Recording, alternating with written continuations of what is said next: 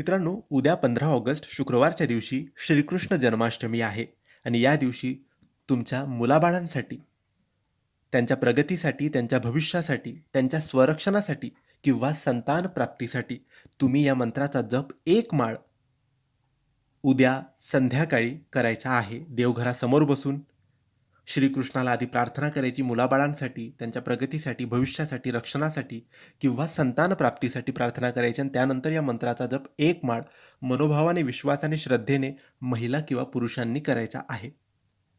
जर रात्री 12 वाजता श्रीकृष्णाचा जन्मोत्सव तुम्ही साजरा करणार असाल तर रात्री 12 वाजता या मंत्राचा जप करावा किंवा नसेल तर मग संध्याकाळी देवपूजेच्या वेळेस हा मंत्र जप केला तरी चालतो.